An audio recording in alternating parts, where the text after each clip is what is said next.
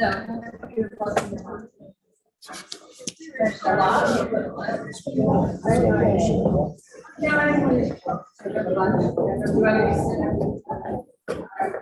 for Jewish Heritage Leadership and have taken the initiative to help create a better tomorrow. Please join us now in welcoming this year's Women of Distinction.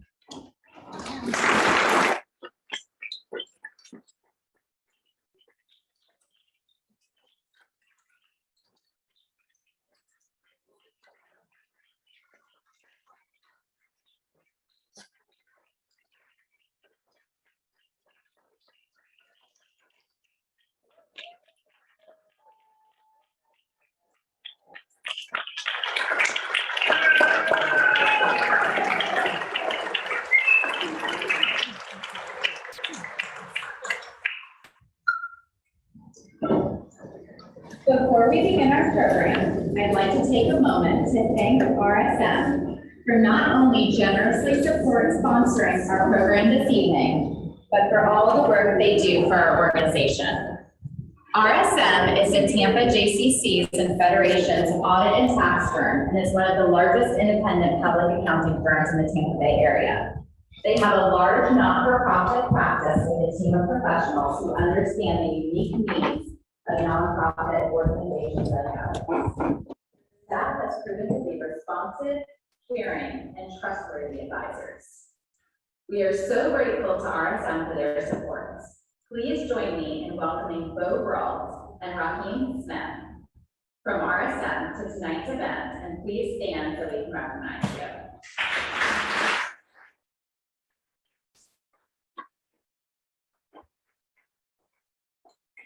We now invite Cantor Tanya Greenblatt of Congregation Beth Am and pictorial soloist Sandy Santucci of Congregation Beth Shalom to lead us in God Bless America and Antigua. You can follow along with them on page 4 of your program book.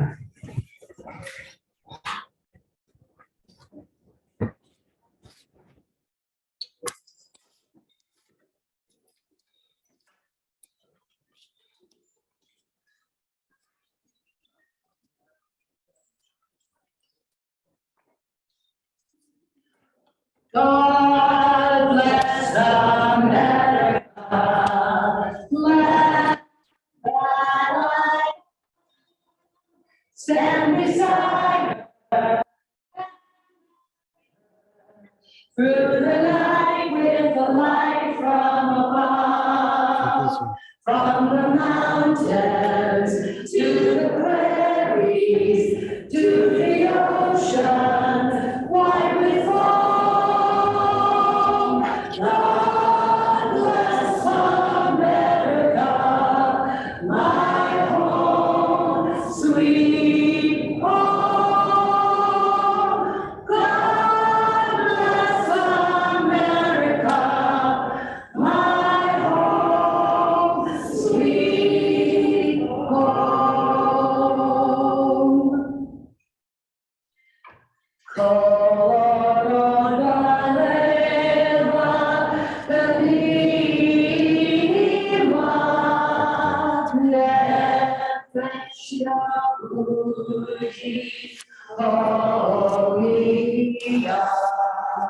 O Father Israel, Adima, Iglesia, Sophia,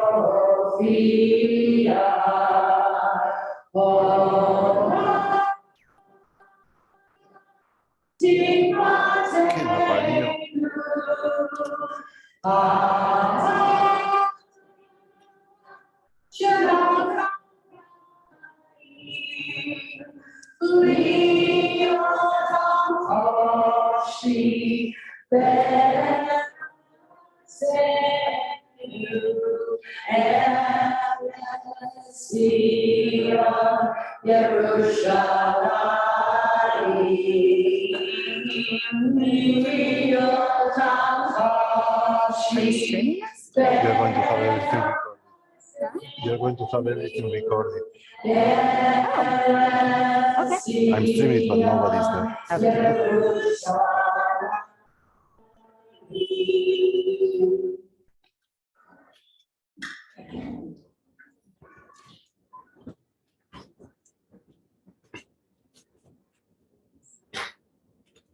We are overjoyed to see so many of you here this evening to pay tribute to 18 wonderful and deserving women who are dedicated to the continued strength and well-being of our community. It is because of their hard work, commitment, and generous contributions that our community organizations and congregations continue to operate efficiently and engage large numbers of people. Dolly Parton, a philanthropist and community leader in her own right, once said, "If your actions create a legacy that inspires others to dream more, learn more, do more, and become more, then you are an excellent leader." The women of distinction this evening selflessly give of themselves for the betterment of the agencies in which they represent. We are grateful for their efforts and thrilled to host tonight's events, bringing women together to honor those that have paved the way for future generations and to celebrate their achievements. We have an inspiring evening ahead of us. Before we present our guest speaker, Simone Canego, we would like to invite Rabbi Rachel Blatt, the Rabbi of Kol Ami, to the Bima to deliver a Devar Torah.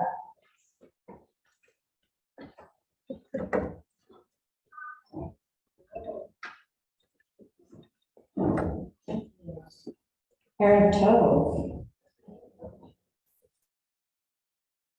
This is too small for me to read.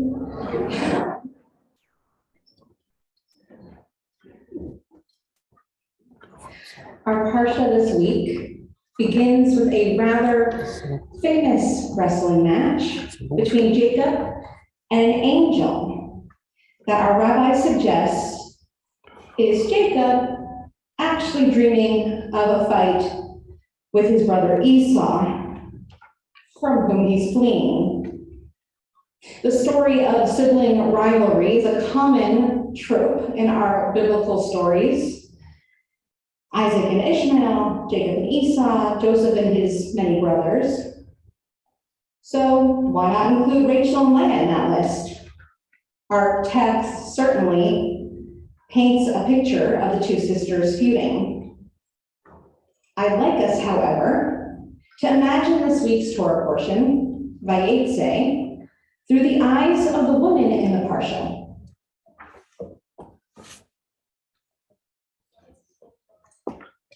And perhaps suggest that this isn't the case. First, we've got Rachel, described as of fine form and beautiful. She's the first one to encounter Jacob at the well. She had just arrived to water her sheep when he came up and kissed her, and then explained that they're cousins. She was probably only 10 or 11 years old and too young for the other shepherds to bother her, unlike her unmarried older sister who was of age. Leah was described as weak in the eyes. Now, I want to speak out on behalf of all women everywhere with weak eyes when I say that you can be both beautiful and wear glasses. Leah, however, did not have the opportunity for corrective eyewear, so she was left with weak eyes and no husband. After Leah is switched out for Rachel during the wedding party, our assumption becomes that the women were pinned against each other. We don't know if Leah and Rachel knew that Jacob intended to marry Rachel. We don't know that Leah knew that Jacob intended to marry Rachel. For all we know, Leah and Rachel were kept in the dark about this plan all along. It's made clear in the parsha that Rachel was loved and Leah less so. In that time, though, especially when there were multiple wives, that love and status went to the wife who could provide children. This was their only way to get ahead. When Leah has her first child, she hopes that this will win attention from Jacob. And when Rachel is unable to conceive, but then has a child through her handmaid, she comments that she had a godlike struggle with her sister and she prevailed. Rachel and Leah's struggle is not on the same level as Jacob and Esau's. Jacob fought with his brother and ran away. Rachel and Leah lived together. They raised their children together. And through Midrash, we learn that it is Rachel who becomes Rachel Imenu, watching over all of the children of Israel, welcoming all of Leah's children home. The women we are honoring here tonight are so much like our matriarchs, Leah and Rachel. They are beautiful souls. Some of them wear glasses and look amazing in them. And their worth is so much more than their ability to have children. And they're all honored here tonight equally for the incredible work they do to lift up our Kehillah. Our rabbis teach us that Rachel and Leah were constantly working to come back to each other, to maintain their relationship and lift up the entirety of the children of Israel. We know that the women we honor here tonight, as well as the many women we have honored in the past, continue to do that work to make the children of Israel, our entire community, a wonderful, wonderful group and community. Mazal tov to all of you.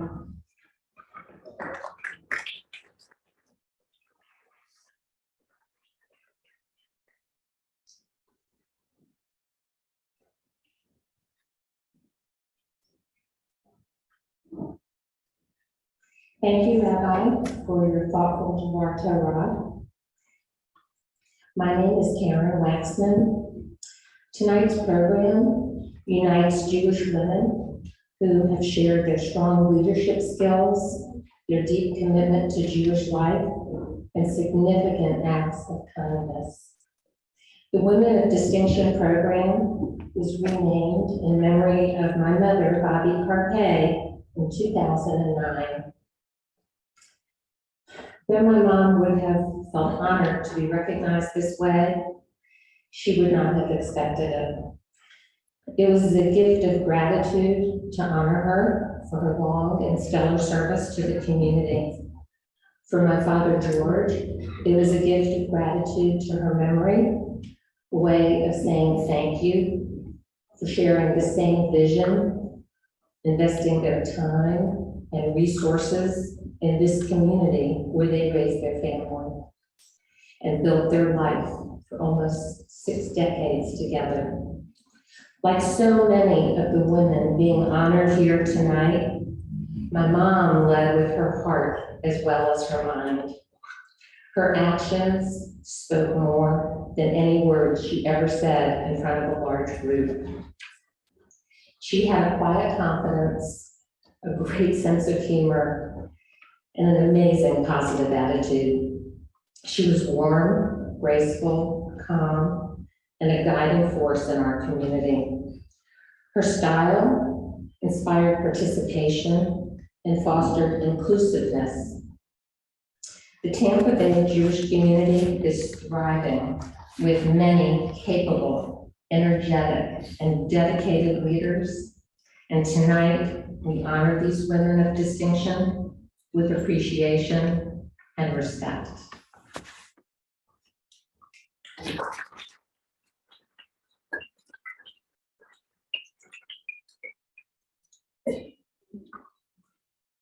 Good evening. My name is Stacy Leeds. I am the Women's Philanthropy Chair of Tampa JCCs and Federation. I would like to congratulate the 2022 Women of Distinction. Thank you for the wonderful and unique contributions you have all brought to our community. There are also 2 additional and very special women this evening that I would be remiss if I didn't recognize. Lindsay August and Mindy Yergin are 2 amazing co-chairs.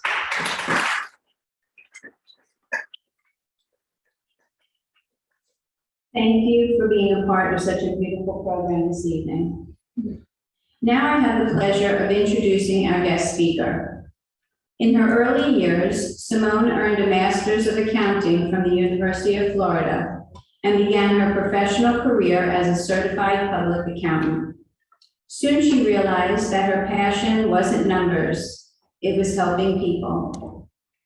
This led her to become an elementary and exceptional education teacher. Today, her desire to help people has expanded into sharing her story and experiences to inspire and motivate others to make a difference in this world. Simone authored a book and shared her story nationally as a motivational keynote speaker. She's traveled the world on many philanthropic missions. She's made some really big life choices, but it's all for the small things that have impacted her life the most. Tikkun Olam, Repair the World, has been the driving force of everything she does. Please join me in welcoming Simone Canego.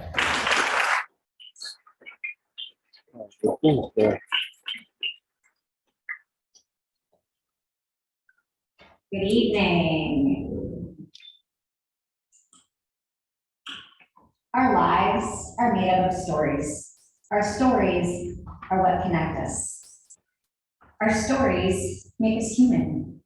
Our stories define us. So, here's my story. My life, at least the abbreviated version, we don't have that much time, and how the power of community has impacted me in so many ways. I've been married for 29 years to my husband, Rob, and we have 6 children. Jacob is 26, Emma is 22, Olivia is 19, Ari's 18, Millie's 15, Noah's 16. Most people think that we are crazy, but I can't imagine my life any other way.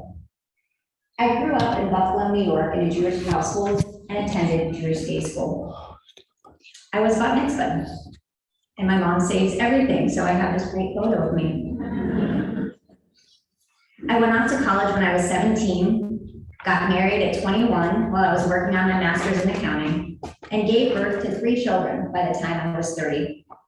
That's really where this chapter starts.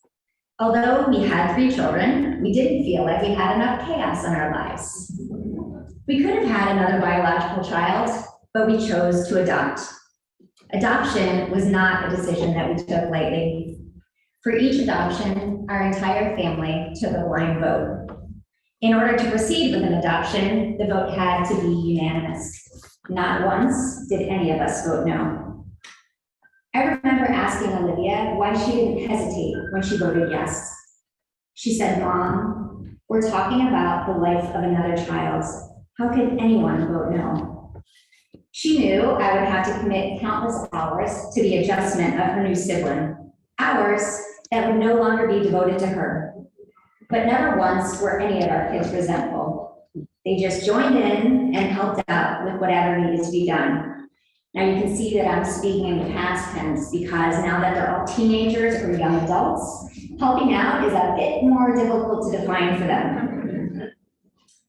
I had a good friend ask me what my aha moment was that led us to adopt. I can't say there was an aha moment. We just felt and still feel that there are so many amazing kids in the world just waiting for a family to love them. Noah, who is from South Korea, came home at 4 months old. The picture's a little cut off, sorry about that. He does have a head, actually. His birth mother was 15. In South Korea, it was socially unacceptable to be an unwed mother. When I read over his file from the adoption agency, there was one detail that burned in my mind. His birth mother kept him for 2 days before relinquishing him. I often wonder what her thoughts were over those 48 hours. I can't imagine the pain she felt when she finally dropped him at the orphanage. What might have been her most painful decision was one of the greatest gifts we have ever received. Noah turned our world upside down. From the moment I met him, he was a crier. He cried all of the time. He cried 16 out of the 18 hours on our flight home from Seoul to Chicago. He cried every time we put him in the car. He cried when he was naked. He cried when he had clothes on. He taught me a level of patience, the likes of which I never knew I was capable of. Crazy but true, we still felt as if our family was capable of more, so we decided to adopt again. We fell in love with Ethiopia. Since we had already completed an adoption, we knew how the system worked. We knew that the majority of families that adopt want babies and toddlers because older children potentially carry emotional baggage. As a result, the older kids are left behind. Knowing this, the 6 of us requested an older child. Ari was 4.5 years old when we adopted him and brought him home.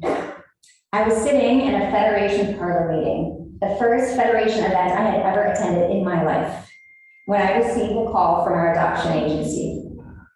Maybe I should go backwards so you can see the funny photos. That's him crying all the time. I think you got it, now I'll move forward to, okay. Ari was 4.5 years old when we adopted him and brought him home. So when I was at this parlor meeting, I received a call from the adoption agency. I walked outside to take the call. When I walked back in, I was crying. I remember saying, "We're having a boy." At that point, everyone had tears in their eyes. The picture I received of Ari depicted a little boy who was suffering. As he stood there in his tattered clothing, the look on his face was morose and heartbreaking. 2 months later, we traveled to Ethiopia to bring Ari home. As we entered the orphanage, Ari was busy eating his lunch. I cautiously approached him. He gave me a shy smile and then offered me some of his food. I sat down next to him. He took my hand in his and wouldn't let go. That was all he needed. That was all I needed. Ari was 4 years old when his birth father dropped him at the orphanage and never came back. Ari's birth mother had passed away the previous year, and there was no one to care for him. Ari grew up in a mud hut. He didn't have electricity or running water, and with 5 older siblings, there wasn't enough food for him. He was truly starving. When I met Ari, he was recovering from the mumps. He had rickets, ringworm all over his scalp, and was completely malnourished. He had scars all over the bottom of his feet because he had never owned a pair of shoes. He had been through way too much in his short life, things kids should never have to endure. We had the opportunity to visit Ari's birth father and see where he grew up. We brought Olivia and Emma with us on this trip, and it was amazing to watch them experience this journey at 5 and 8 years old. As we entered the family hut, my eyes had to adjust to the darkness within. The family had brought some logs for us to sit on, otherwise the room was bare. We sat down and through an interpreter began a dialogue about Ari. We asked questions about the life that he had there, and his father asked questions about our family. As we sat there, Olivia began kicking her foot back and forth, digging a rut in the ground. I looked at her and whispered, "Please stop making a hole in their floor. Olivia, this is their home. This is where they eat, sleep, live." Her eyes grew big as she looked at me in shock. This was a life-changing journey for all of us. For our final adoption, we again applied to adopt an older boy. Surprise! We received a referral for a 2.5-year-old little girl. We call Millie our grand finale because she completes us as a family. She lights up any room she walks into. 12 years ago, Jacob and I traveled to Ethiopia to bring Millie home. She was 2.5. She had the saddest eyes I had ever seen. It took 5 days for her to let me get near her without her crying or literally passing out. But on day 5, she let me feed her, and I knew we would be fine. She was by far the sickest of our kids when we brought her home. She had kwashiorkor, a protein deficiency that, among other symptoms, caused her to have an extremely distended abdomen. She couldn't sit up, and she could barely walk. She had giardia from unclean water. She had patches of hair missing from her head due to a severe case of ringworm. She was missing a toenail, a fingernail, and had a fire burn on her belly. She had a raspy voice from constantly being sick. It took her a year to get well, but kids are amazingly resilient. If you met her today, you would have no idea that she had such a rough beginning. Today, all of our kids are thriving. They've attended religious schools, Jewish summer camps.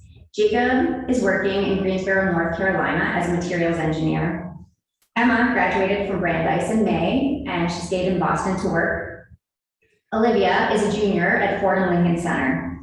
Noah is a computer whiz. He still cries, but mostly when appropriate. Ari is an incredible athlete, and Millie is the glue that binds us. They are healthy, happy kids. But that's not the only chapter to my story. In 2011, my husband and I went on the National Young Leadership Summer Mission to Israel. Rob reluctantly came with me. He wasn't Jewish, and he was concerned that people would judge him or treat him differently. So he decided to not tell people that he wasn't Jewish. We had the most amazing experience on this trip. We visited unbelievable historical sites and made connections and friendships with people that we would have never met in any other realm. Rob discovered his love and sense of connection to Israel. We sat down in our caucus at the end of the trip to discuss what we felt was the most powerful aspect for each of us about this trip. He told everyone that he wasn't Jewish, how he was embarrassed to tell people this at the beginning of the trip, how this mission changed his outlook on religion and community. And then, with tears in his eyes, he said that upon returning home, he would start his conversion process. This is the power of community. I had no idea that that was what he was thinking, or that this trip would be so life-changing for our family. He studied for a year with our rabbi and completed his conversion in 2012, 2 weeks before our oldest daughter's bat mitzvah. As he walked down the bima for his first aliyah, I remember thinking that this amazing change happened because of our community. At 50 years old, Rob became a bar mitzvah at Emma's bat mitzvah. Fast forward 3 years, I did say abbreviated version, so I'm trying to go faster. I'd like you to imagine me standing at the base of one of the highest mountains in the world, Mount Kilimanjaro in Tanzania, Africa, preparing to climb it. Yeah, I'm excited and totally nervous, but I committed to this climb. Me, the mom of 6, the girl who struggled for years to believe in myself, struggled to realize what I was capable of, feared failure, and constantly compared myself to others. Oh, and by the way, I've never climbed anything before. Yes, I've gone camping, but I live at sea level, exactly 12 feet above sea level in case of a storm surge. We've been hiking for 4 days, 16 of us. Last week, strangers, this week, community. Brought together for the common goal of summiting Kilimanjaro while raising funds and awareness for the Live Strong Foundation. The lack of oxygen and the extreme altitude is taxing. But one of the most challenging parts for me about the whole experience is the absence of creature comforts, specifically the luxury of a flushable toilet, a porcelain throne. I feel like I have to go to the bathroom all of the time, especially at 2 a.m., 3 a.m., and 4 a.m. And these were my choices. The grass, the miniature porta potty, or the long drop. I'll let you think about what the definition of a long drop is. I psyched myself up to peel back the warmth of my sleeping bag, unzip the tent, and slide on my shoes. I have 4 layers of clothes on, but I am still freezing. I don't know what I expected. I mean, I am Floridian. The idea of having to take multiple layers off every time I have to pee could have been completely overwhelming. Fortunately, I planned for the intricacies of peeing on the trail. Before I left for the trip, a friend suggested that I buy myself a life-changing gift, a pee funnel for only $19.99. It allows me to pee standing up. Best purchase ever. Other women on the trip were both inquisitive and jealous of this tool, and I am typically a sharer, but not in this case. The summit attempt takes us from 15,420 feet to 19,341 feet. 19,341 feet. That's exactly 19,329 feet higher than my patio. We began our final ascent at 11 p.m. on the 5th night and hiked through the darkness. I'm mentally and physically exhausted, but my adrenaline has taken over. And so far, I've been successful in squashing that voice inside my head that likes to be the naysayer. That voice that likes to tell me to stop trying because I'll probably fail. Can I do this? Can I finish what I started? I mean, I'm 42 years old, I'm 50 now. I'm not a climber, and I have 6 kids at home. What was I thinking? Stop. You got this. One foot in front of the other. Small steps. Stop limiting yourself.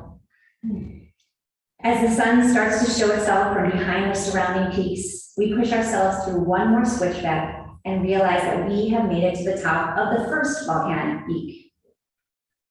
I take out my phone to take a photo of the breathtaking situation and notice that I have 3 bars. Impossible.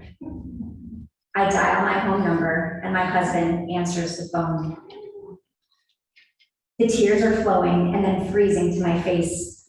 I hear the kids cheering in the background, and then the dogs barking, and then the kids yelling at the dogs to stop barking, and then the kids yelling at each other to stop yelling, and I am reminded of exactly why I am here. No.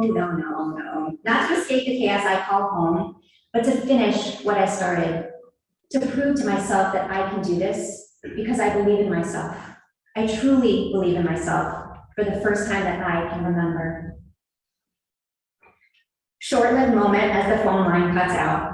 We continue on, one foot in front of the other for what seemed like hours, because it was hours. The sky is an unbelievable shade of blue. The ground is covered in bright white snow, mixed in with dirt from the boots that have walked this path before me. And there, on a brown wood sign that seems to have had better days, are the words, "Congratulations, you are now at Uhuru Peak, Tanzania, Africa's highest point." I struggle to suck air into my oxygen-deprived lungs. I do a celebration dance, well, at least inside my head because I can't breathe. And then our team hugs and cries and hugs some more. The second best frozen tears of my life. I did it. I did it. I did it. As we begin our descent, my tears begin to thaw. I think about my life, my triumphs, my failures, my defeats, all of the times when I didn't believe in myself, when I thought that I wasn't enough, when I let my fear of failure prevent me from even trying. And the idea of limiting myself because of who I thought I should be, I left all of those negative thoughts at the summit. If we believe we can, we can. If we think we can't, we can't. Can't means won't, which means we won't even try. And when we embrace what we think is completely impossible, guess what? The possible happens. Maybe I didn't have to change who I was to climb Mount Kilimanjaro. Maybe I had to change the way I saw myself. What if we don't need to change who we are? What if what we need is to change the way we see ourselves? I'm not saying that we should be complacent. What I am saying is that when we change the way we see ourselves, when we start believing in ourselves, truly believing in ourselves, then the world opens up to us. We're willing to try more things. We're willing to reach out to help others, and we're willing to expand our goals and put in the work to accomplish them. We understand our value and can see the impact that we are making on the world. But for years, I struggled to believe in myself. I struggled with that voice inside my head. You'll never be good enough. You're going to fail. The voice became really loud when I was in high school. When I was 16 years old, my boyfriend told me that I looked fat, that he was shocked how many stretch marks that I already had, and that I should probably have a salad at dinner. I was 120 pounds and I was devastated. And guess what? I did have a salad at dinner, no dressing, and then went home and cried myself to sleep. I have forgotten many conversations over the course of my life, but this was one I could never forget. It haunted me for years, and as I look back, it was the beginning of my journey with self-doubt. I wish I could tell my teenage self not to be so hard on herself, to order the chicken wings because that's what she really wanted, and to be proud of exactly who she is because she matters. This is a message that so many girls need to hear in our world today. Research has shown that 7 in 10 girls believe that they are not good enough or that they don't measure up in some way. This includes their looks, their performance in school, and even their relationships with friends and family. And by the time girls turn 17, 78% will be unhappy with their bodies. We need to let go of the negative self-talk and focus on the fact that we are all unique, all unordinary, and all have extraordinary things that we bring to the world for ourselves, for our children, and for our children's children. I would never say horrible things to or about my children, but I used to say those things about myself and to myself in front of my children. And guess what? My kids heard me say negative things about myself so many times that my daughter asked me to stop being so hard on myself, that I was giving her a complex, that I was making her feel bad about her body because I couldn't accept my own. I didn't even realize what I was doing. I wasn't saying things directly to them.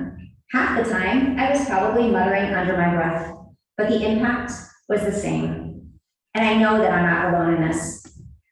Dove's latest research found that only 4% of women worldwide consider themselves beautiful. Only 4%.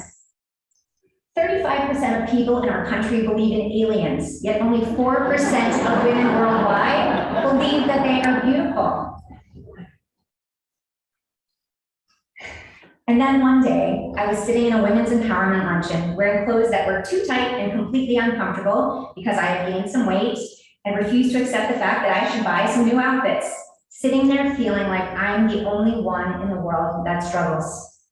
I was mad at myself and I was sad. There were 2 amazing inspirational speakers who told us their stories of being self-made. One was a woman who quit her day job and created multiple companies that were now valued at over $200 million. The other speaker was equally as accomplished. I sat there in awe, so impressed by their achievements. I looked around the room and everyone seemed to feel the same way. But as I got up to leave, I truly questioned if I was inspired or if I felt even worse about myself. Yes, these women were inspiring, but I'll never be them. I'll probably never achieve anything close to what they achieved. I'll definitely never have $200 million. And unlike them, I can't even fit in my clothes. And then I took a deep breath, and then another. And then a thought flashed into my mind. That's the whole point, Simone. We don't have to be anybody but who we actually are. We can't be anybody but who we actually are. We need to realize that what we do every day has the power to inspire the people around us to be the best that they can be. It doesn't matter what size clothes you fit into or how much money you have in your bank account. If we change the way we see ourselves, the world around us will change. That day was a turning point for me, a realization that I just needed to be me and respect myself for who I am. I don't need to compare myself to others. I'm capable of inspiring the people around me as I am. And with that realization, I saw the world around me through a different lens. Sure, I still see myself in the mirror every morning and need to remind myself of what I'm capable of. I truly believe even the most inspirational women, the women people aspire to be like, probably still do the same. But now when I look in the mirror, I can see me, rather than hope for the reflection of someone I wish I could be. This moment in time changed my mindset and my life. I definitely wouldn't have considered climbing Kilimanjaro if that wouldn't have happened. I used to say I was just an ordinary girl, just a stay-at-home mom, just Rob's wife, justifying why I wasn't working, justifying my life. But I'm not just anything or anyone. None of us are. I am a wife. I am a mom. I am an author. I climbed a very tall mountain. These are all things that make up who I am. I'm not just anyone. I don't need to justify anything. I am me. I am unique. And we are all extraordinary. When you look in the mirror, what do you see? What do you say to yourself? What do you say about yourself? Stop telling yourself that you are not enough. You are more than enough. Stop telling yourself that you can't do something and start asking yourself if you want to. And stop limiting yourself by labeling yourself. Be authentically you. As Brene Brown said, talk to yourself like you would someone you love. In 2020, KPMG released a study that showed that 75% of executive women report having personally experienced imposter syndrome at some point in their career, suffering from chronic self-doubt that overrides any feelings of success. The statistics are staggering. Sometimes we tend to think of statistics as just numbers, but these stats are people. These numbers are the women who have paved the road before us. These numbers are the women who continue to stand up and use their voices. These numbers are us. So I want to tell you a bit about a very special woman, my mom. My mom grew up on a farm in rural Pennsylvania. Her mother had a 6th grade education, and her father worked in the coal mines in a local brewery. She harvested vegetables, pulled feathers off of chickens, and made her own clothes. These were the things that women needed to know how to do, because that was what was expected. That's what her mother did, and that's what her mother told her that she had to do. But in 10th grade, she walked into a building that she thought was a church. It was actually the public library. As she pulled open the solid wood door and walked across the threshold, it was as if she had entered a whole new world. She immersed herself in the pages and found worlds that she never knew existed. She worked, she studied, she read, and in 1957, at 18 years old, was admitted to the University of Pittsburgh. She worked 3 jobs while she was in college. She studied, she read, and in 1961, she again opened another door, the tallest, heaviest door that she had ever seen, and walked across the threshold. It was the door to the University of Pittsburgh Medical School. There were 120 people in her medical school class. 5 of them were women, and they were her community. She grew up believing that she was supposed to cook, clean, and sew, but that library changed her life. It allowed her to see that she had the ability to alter her path, that she could do something unexpected. She had a choice and a voice. She no longer saw herself through the eyes of her mother. Her eyes were wide open, ready for this journey. It wasn't easy. For years, she was paid less than her male counterparts. She was told that she was working in a man's world and that her voice didn't matter. I can still picture her Sunday morning ritual, sitting on the couch, reading the latest self-help book that she got at the public library. Although the term imposter syndrome didn't exist at that time, that's exactly what she had. But whatever her doubts were, she never backed down. Her voice did matter. She fought for equal pay and won. She became a leader in her field. She practiced medicine until she retired in her late 60s. And if you'd ask her today, she would tell you that she loves to cook, clean, and sew, because those are the things she chose to do for her family. They weren't expectations. We all have the power and the ability to change the way we see ourselves. It starts with a decision to open that door. Be authentically you. Let go of comparison and embrace what makes you unique, because you are more than enough. Who are we to think that we are not enough? We are mothers, daughters, sisters, friends. We are a community. We change the world. And by believing in ourselves, we open the door for others to do the same. We matter. Our choices matter. And we are more than enough. Thank you for being here today and elevating other women.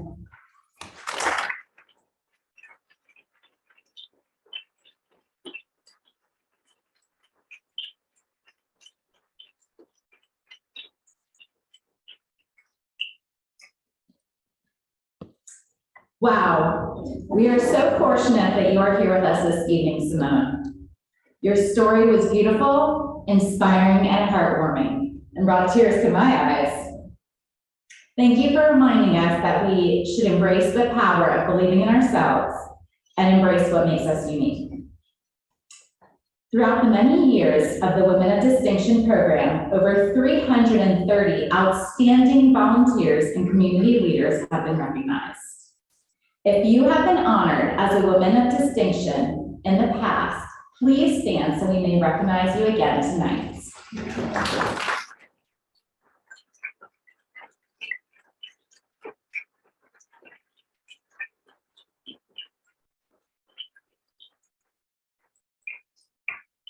The fact that so many women have served and transformed our Jewish community in many different ways is extraordinary. We thank you for all that you have done and continue to do.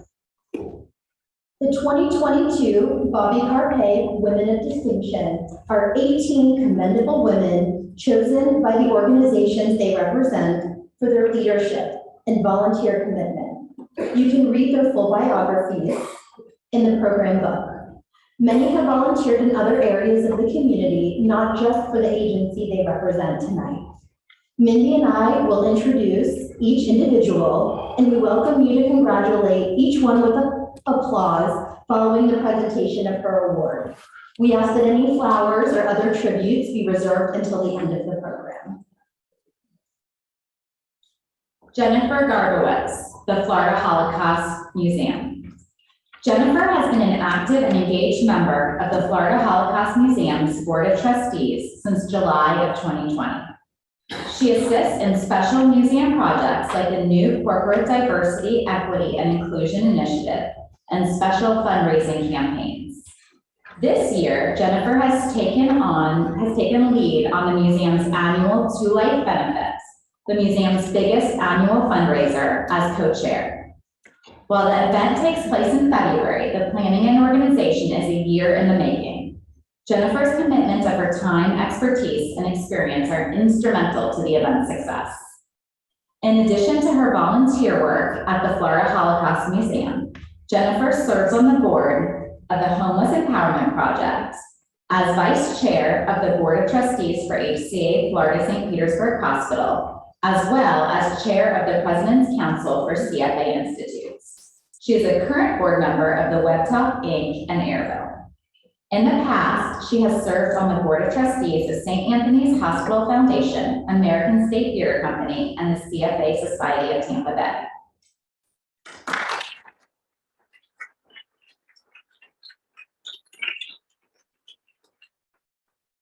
Dana Bruman, Congregation Shara Zedek. Dana serves on the Shara Zedek Religious Home Committee and Youth Committee, volunteering whenever needed.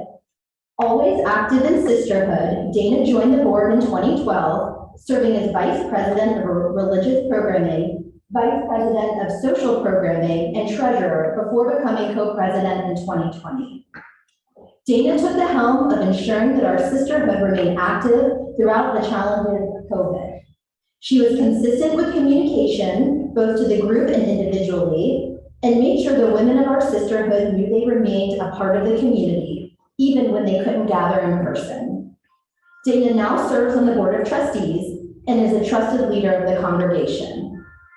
In addition to her work at Shara Zedek, Dana has served on the Jewish Community Relations Council of the Federation for 6 years. She is also an avid fitness buff, working out daily at the Brian Glazer Family JCC.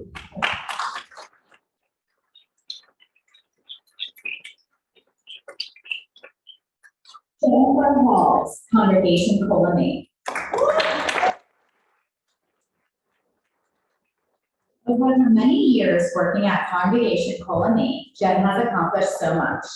Her willingness to go above and beyond what is asked of her and think outside the box has made the religious school a truly great place to learn and achieve the desired results of all students. She is energetic and creative and always approaches new challenges and programs with enthusiasm and lots of energy.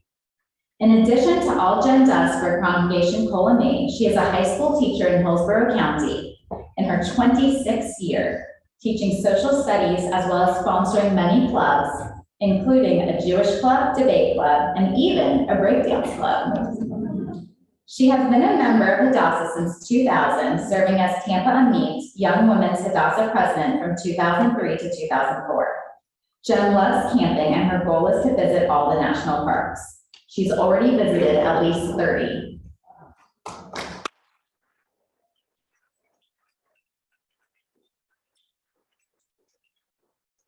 Kay Jacobs, Tampa Bay Job Links. She makes things happen. She is dedicated, thoughtful, creative, and well-connected. She knows everyone, and she doesn't take no for an answer. Kay cares deeply about Jewish life, and the causes she supports. Kay has been dedicated to supporting the mission of Tampa Bay Job Links from its inception in 2010 by opening doors and making connections, event planning, fundraising, and stepping up in any way she is needed. Kay is a true TBJL ambassador. In 1977, she was elected president of Shaare Zedek Sisterhood. During her presidency, she received the Temple President's Award. She also served on the Temple board for 2 years. Kay was Federation's Women's Division fundraising chair in 1983. She took 4 trips to Israel, serving as the Weinberg Village Honor Thy Father and Mother tabletop book fundraiser co-chair, and was co-chair of the Tampa Bay Job Links 10th anniversary celebration. In 2021, Kay established an endowment with the top Jewish foundation, the Jewish Future Pledge, to sustain Jewish life for generations to come.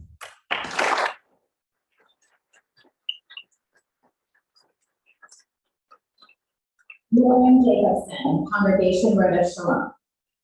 Lauren, who unfortunately could not be with us tonight, truly has a heart of gold and prefers the act of giving rather than receiving. Throughout her life, Lauren's relentless ethical nature and devotion to Judaism has steered her to become a woman of many titles and many trades. In her synagogue, she has been co-president of Sisterhood, volunteered in the Mitzvah Corps office, is a core member of the choir, and leads Shabbat services regularly. Lauren provides B'nai Mitzvah training for Rodef students, teaches at the religious school on Sundays, and conducts private B'nai Mitzvah ceremonies. An avid, talented singer and frequent gabbai at Congregation Rodef Shalom's Shabbat services, Lauren additionally performs the mitzvah of leading Shabbat services for residents at Allegro Senior Living. From the most innocuous occurrences to the more serious, Lauren epitomizes dignity and graciousness in accordance with Jewish heritage. She performs every deed with a smile on her face and with the only intention of helping her neighbor.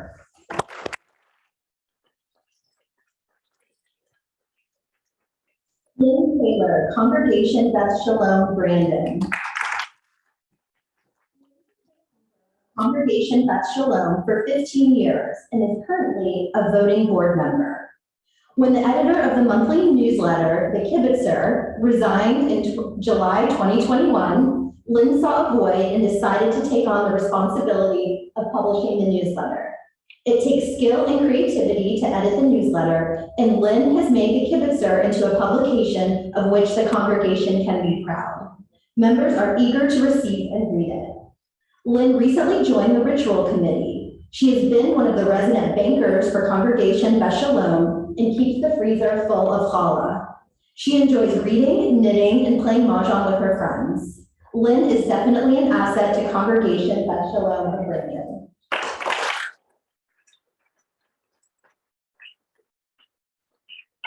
Ona Podell. When Tampa Amit chapter of Hadassah's elected president passed away before she could assume office, Ona stepped up to join the organization's board and become a member of its nominating committee. She has taken numerous leadership positions with various chapter initiatives and became a member of Hadassah's Chi Society. A Hadassah member for more than 35 years, Oda currently serves as recording secretary for the Tampa Amit chapter and served as treasurer of the Emma Lazarus chapter in New York. Since moving to the area in 2014, Ona is a member of Chabad of Wiregrass. She contributes to numerous charities, both Jewish and secular. Hadassah could not be more thankful to have you as their woman of distinction.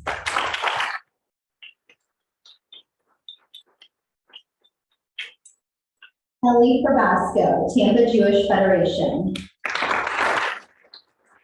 Ellie has been a donor of the Federation from the start and became a Lion of Judah in 2020. She serves as the chair of the 2023 annual campaign to ensure our Jewish community thrives. Ellie takes on everything she does with passion and conviction. Since moving to Tampa, Ellie has been an active member of Congregation Share Zedek. She currently serves on the Board of Trustees and the Executive Committee. Ellie has been practicing exclusively in the area of marital and family law since graduating law school and has dedicated her time to providing pro bono legal services. Of course, her greatest accomplishment is raising her 3 beautiful children to be strong, confident members of our Jewish community. She has instilled the importance of tikkun olam and a fierce love of Israel.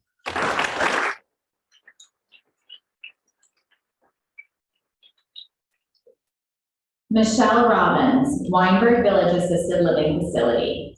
Michelle, who couldn't be here this evening, was offered the position of Marketing Director for Weinberg Village after graduating from the Hope Cohen Barnett Leadership Institute. She became an essential member of the team with an astute ability to maintain a near to full capacity census and bring a fresh vision to the organization's marketing efforts. One of Michelle's greatest gifts to Weinberg was her willingness to lend her time, talents, and energy, day or night. She often would be found giving a tour to a potential resident after hours or on the weekend, and was actively involved in preparing for high holiday and Passover celebrations for Weinberg's residents and their families. Though Michelle is no longer a member of the professional team, she has recently joined the board of managers. She continues to demonstrate her undeniable enthusiasm to better the organization with her valuable foresight, knowledge, and perspective.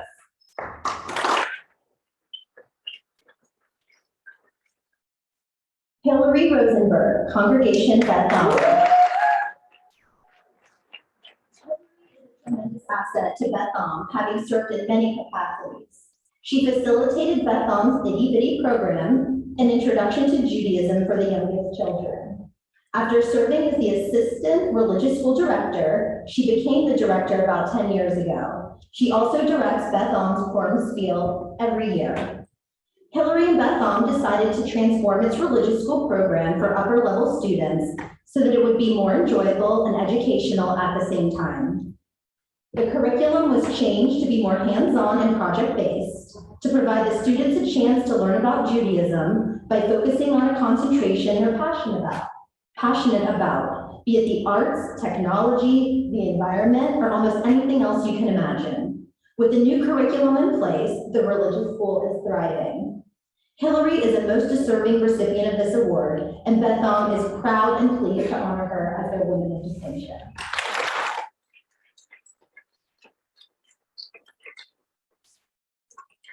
Karen Schillick, Hillels of the Florida Campus. Karen Schillick has served as a member of the Suncoast Hillels Board of Directors for the past 6 years and is a consummate board member. She not only generously supports Suncoast Hillels financially, but Karen graciously and consistently steps forward, setting the example for others to take on volunteer responsibilities no matter what's involved. Karen thinks nothing of asking, what can I do? How can I help? In addition to her work at Hillels of the Florida Suncoast, Karen is a member of Congregation Kol Ami, where she has served as social media chair for the sisterhood and was the chair of Council of High. She is involved with the Tampa JCCs and Federation as a Lion of Judah and helps to plan and implement events for the Lions. She is a lifetime member of Hadassah and previously served on the board at Tampa Jewish Family Services. Because of Karen's dedication and motivation, Suncoast Hillels has benefited greatly from her many, many hours of volunteering in a myriad of ways.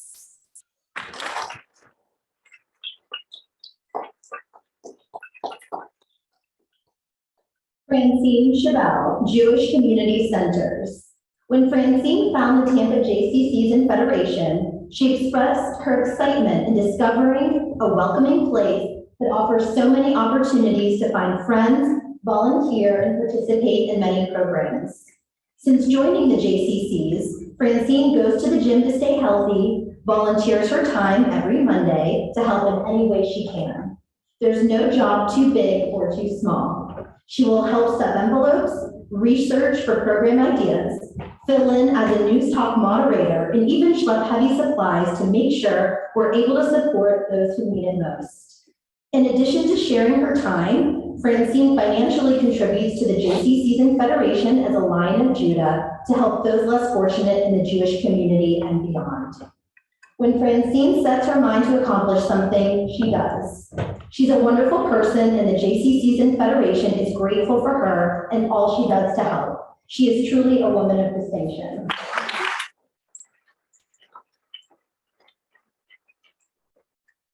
Amy Rose Simon, Hillel Academy in Tampa.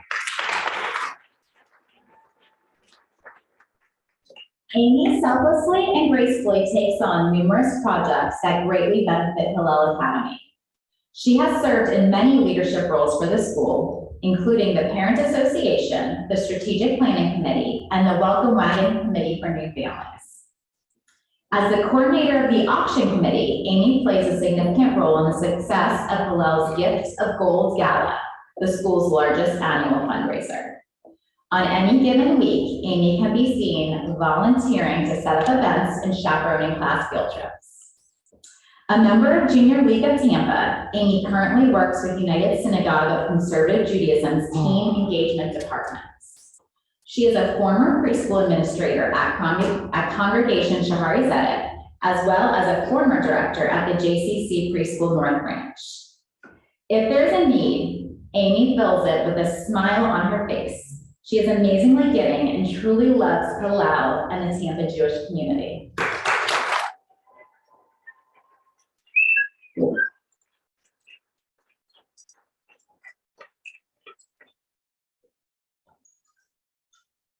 Donna Strug Wiener, Beth Israel of Conservation. Donna has been dedicated to Beth Israel since joining the congregation and quickly became an active and valued community member. No task is too large or small for Donna to undertake.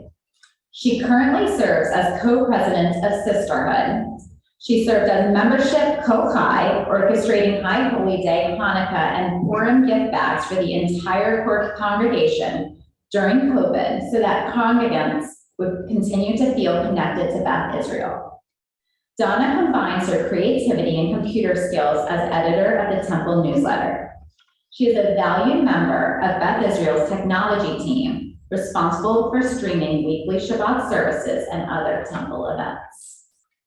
Donna easily transferred her skills to Take Stock in Children, a program run by the Hillsborough Education Foundation, through which she has mentored a high school student for the past 4 years. Donna's willingness to volunteer and offer her assistance in any way makes her a special asset and a true woman of distinction.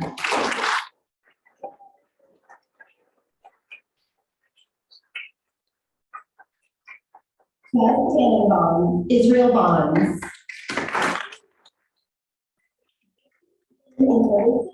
Israel and Israel Bonds. Bevy annually invests in an Israel bond for her donation to the Lion of Judah, regularly participates in double mitzvah programs, and supports all local Israel Bonds activities without hesitation. Bevy's volunteer experiences within the Jewish community are numerous. She was the chair of Women's Philanthropy, the Women of Distinction Program, Lion of Judah Society, and a founding member of the 1818 Women's Philanthropic Circle for the Tampa JCCs and Federation, in addition to serving on its board. She is a previous board member of Top Jewish Foundation. Bevy currently works with the Jewish Education Loan Fund and serves on the Lily Kaufman Lila Toth Overnight Camp Scholarship Committee. Bevy is a fine example of a woman who acts on her intellectual and spiritual commitments to repair our world.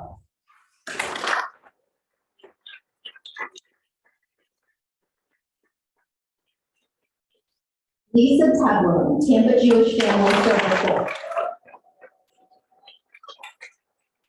Lisa is the definition of a woman of distinction. Her integrity, dedication, and empathy for Tampa Jewish Family Services clients never ceases to amaze. She is always willing to roll up her sleeves and help in any way that's needed, always giving her all. Her professional demeanor contributes to the smooth running of the food bank and all the organization's special holiday distributions. She has become an important person in the lives of many clients, laughing with them in the good times and crying with them through the rough times.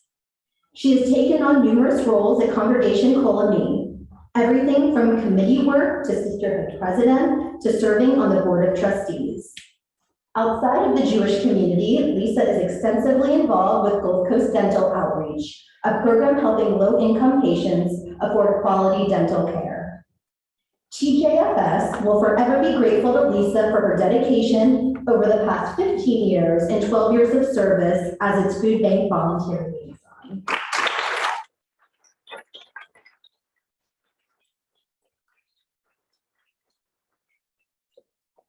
Jennifer Belz, Congregation Mikor Shalom. Jennifer Belz brings a positive energy to her involvement at Congregation Mikor Shalom with a smile on her face and a lilt in her voice. She has been an integral part of the congregation since the early days, including serving on the board of trustees. She serves as the congregation's education team leader and is a member of the religious school faculty. Jennifer shares her skills as the synagogue's historian, photographer, and event organizer. She is a Torah reader and participates in the annual Purim Megillah reading. Jennifer's other passions include performing and teaching with Tampa's Israeli dance troupe and participating in the Jewish Genealogical Society of Tampa Bay. Congregation Mikor Shalom is honored to be able to recognize Jennifer with an appreciation for her strong commitment to the community.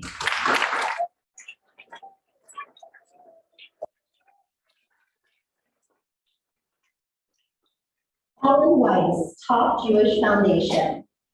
Ellen, who couldn't be with us tonight, joined Top Jewish Foundation in 2016 and serves as its executive director. Under Ellen's leadership, the foundation has grown in many ways to better serve donors, organizational partners, and beneficiaries. In the past 4 years, Ellen has helped to grow the foundation's assets from $46 to $66 million and increase the number of distributions by 30%. Programmatically, Ellen and her team have greatly expanded the Legacy Program, which now holds over $20 million in future legacy gifts. Ellen has secured a spot for top in the first cohort of the Jewish Future Pledge, a nonprofit coordinating a worldwide movement that asks donors to make a moral commitment to donate at least half of their after-lifetime giving to Jewish causes or Israel. Ellen and her team have created and delivered a robust education program featuring live webinars and seminars on various philanthropic topics. Ellen is truly a woman of distinction.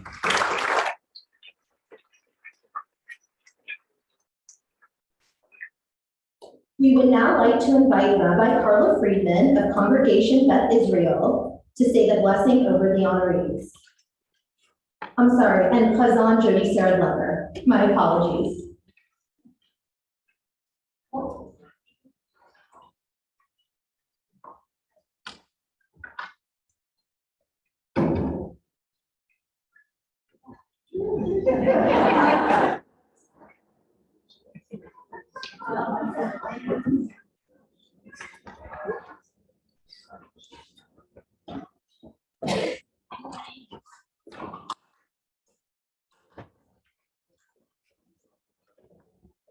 Rachel, it is smaller up here.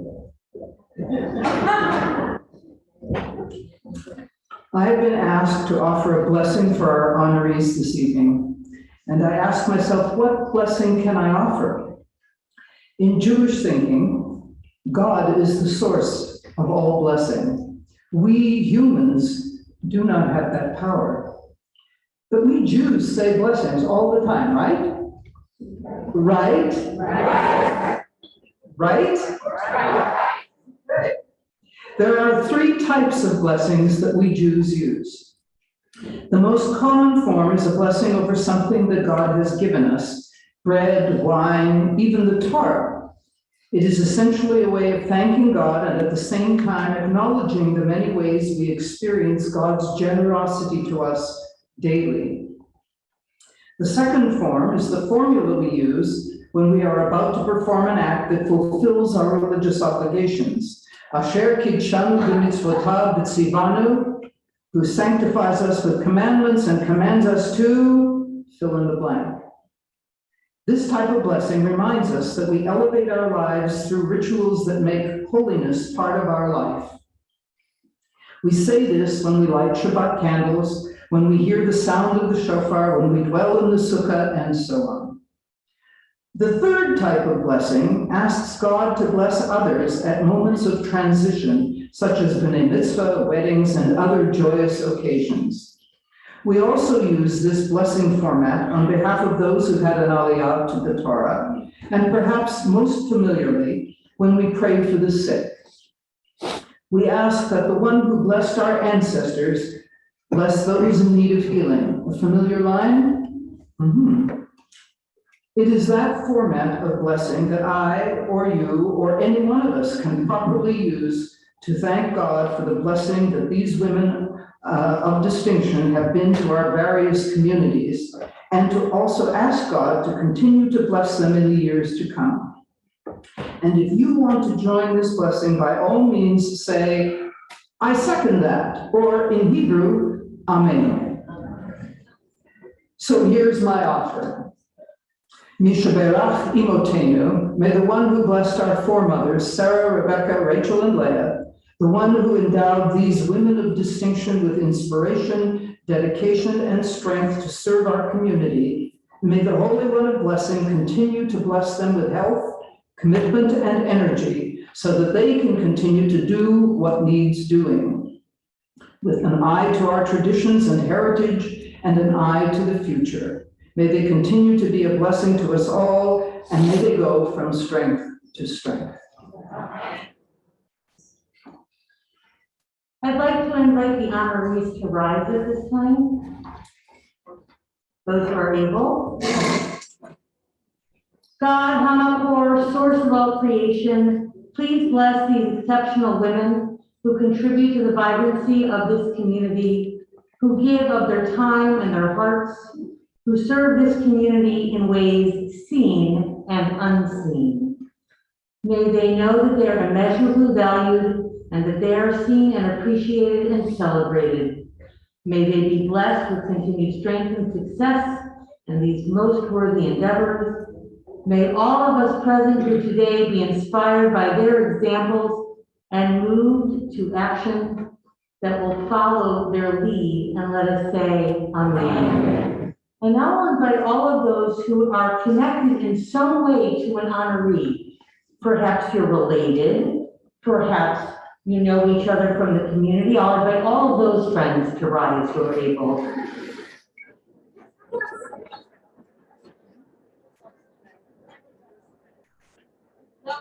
Completely intentional, friends. It was completely intentional because I wanted everyone to see that the power of community and our connection to each other is what is one of the great blessings of the Tampa Jewish community.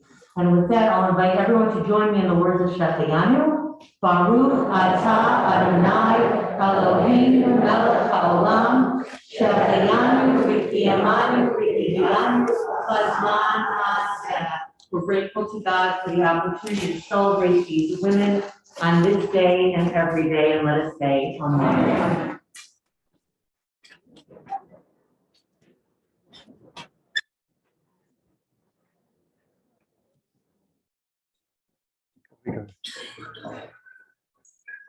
A hearty mazel tov to all of our honorees, and a special thank you to the organizations that participated in our program this evening, and Congregation Rodeo Shalom for hosting us. A copy of Simone Canego's book, The Extraordinary Unordinary You, will be available in the social hall following the program. A portion of each sale will benefit the Tampa JCCs and Federation. Simone is also happy to sign your book for you. We hope to see you all at the annual President's Dinner on February 5th. Information can be found on our website at jewishtampa.com. At this time, we would like to invite everyone into the social hall to congratulate our honorees and enjoy. Staff members are positioned at the exits to direct you. Thank you and have a good evening.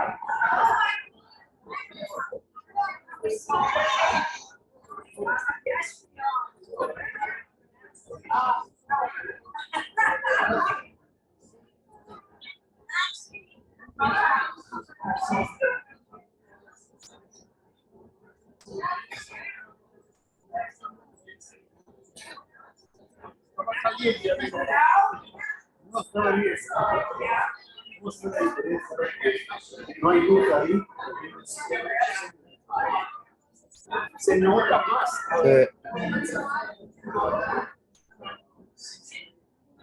Ahora yo sé pegar con el sistema. Ya no sé